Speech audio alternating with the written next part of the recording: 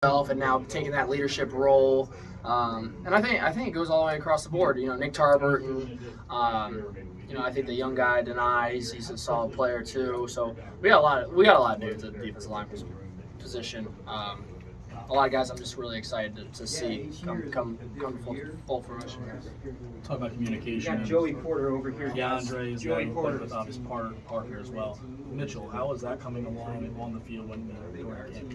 I think that all the wide receivers have had a really solid camp. I thought that we've hit we'll hit super highs, and then we'll kind of plateau and work through some of the errors that we made earlier, get over those, and then we keep hitting new highs. From an explosive percentage, we're really high right now from an offensive perspective, which is great for us.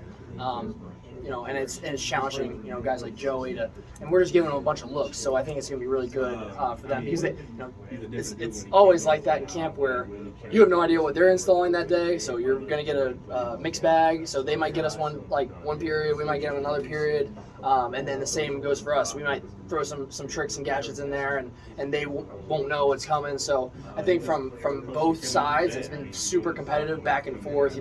We win the explosive play battle, we lose the explosive play, it's just back and forth, and that's what makes a great football team. And we have that right now, so it's been a lot of fun. We've got 2 weeks to go to the opener. Is it more of the same in practice now, or are there some particular things you think have to be emphasized in these next 2 weeks? It's the same right now. We'll definitely change our mindsets pretty soon, getting more into game 1. But as of right now, it's still Penn State football versus Penn State football, good on good, making each other better, and it's been a great camp, to be honest with you. Yeah. Sean, which cornerbacks have stood out to you so far? You mentioned Joey earlier, and which ones? Cornerbacks, yeah. I think obviously Joey holding it down. I think you got to start talking about Johnny Dixon. Johnny Dixon's had a fantastic camp. Caitlin King's a name that you've been hearing for a while. You're going to see him. Obviously, he's a fantastic corner.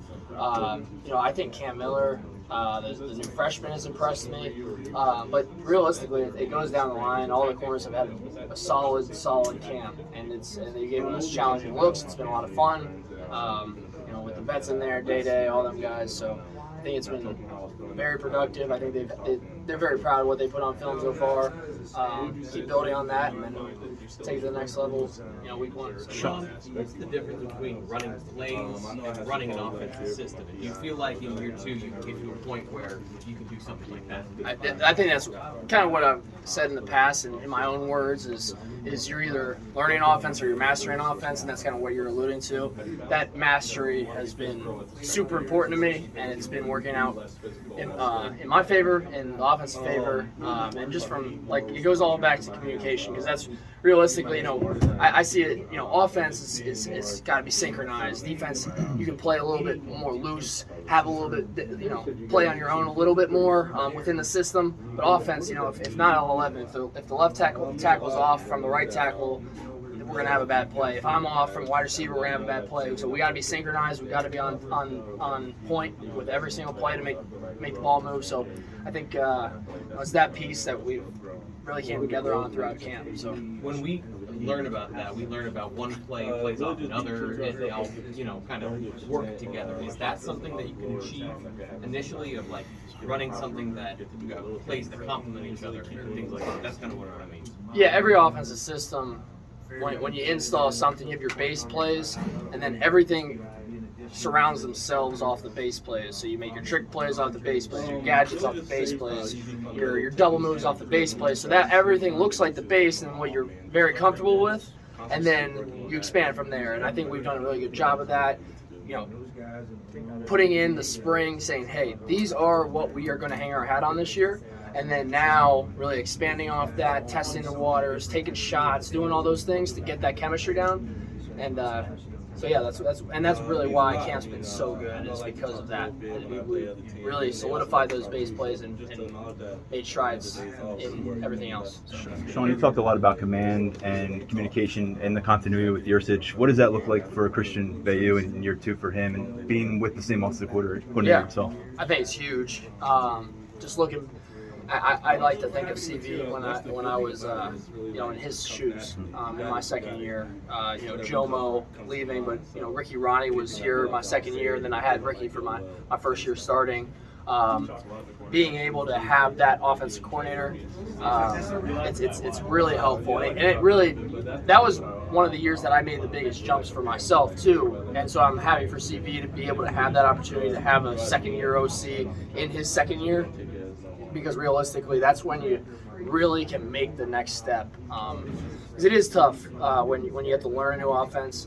You're trying to develop your own skills, you're trying to develop the offensive skills, and you're trying to learn everything at the same time. But now being able to kind of take a step back and say, okay, I know all the base concepts, I know what everything, the signals and the calls. Now, why are we calling it? What are we doing? What are we trying to accomplish with this play specifically? And then once you start to dive into that, that's when you take it to the next level. As you hear coaches and players say, this was my favorite locker room, or this was my favorite team, which means that somewhere on that list there's your least favorite team or least favorite locker room and things like that. But what are the characteristic differences between, this was a team I loved being on and this one was like pulling teeth, and what do you look for as a leader to kind of get the better, not the worse side of that? I feel like that's like a parent question. Like what's your favorite kid? Like, you're not going to answer that. But no, I think that the main thing from my perspective of a great team, or the teams that I've really just loved being a part of, are the ones that are open-eared and ready to listen, and not quick to react if you got something to say to them from a leadership perspective. And this team's got that. Everyone's super humble. We know where we're at. We're not happy with where we're at. We're ready to go for the season, to prove ourselves, to get going. So yeah, that's what I love about this team right now.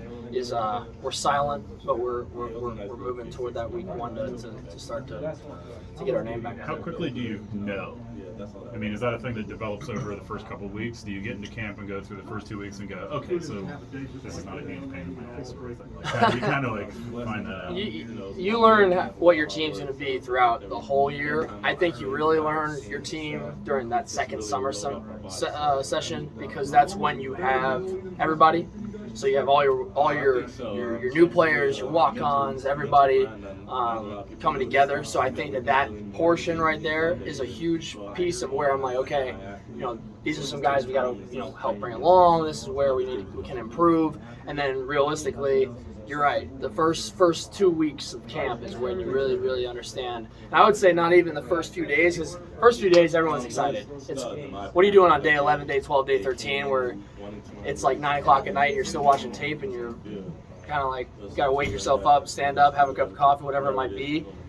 Those are the days where you really find out who your team is and how they react to pressure situations like that, and I think we've handled it really well. It's nice when we have days like this too. So. Hey Sean, during media day, Harbaugh and Dave both said our goals are to win the Big Ten and be national champions. That's not the deal here. What are the advantages and disadvantages of articulating that at the beginning of the season? I think probably everybody talks about the goals. We even talk about the goals, obviously. Really? It's always, every year you talk about what is our long-term goal. And that's always to win the Big Ten championship, to win a national championship, and everybody has their individual goals as well. But that's only a one-time conversation. We have that conversation, and then it's all about getting better one day at a time. So I think that the advantage is definitely just having that constant reminder.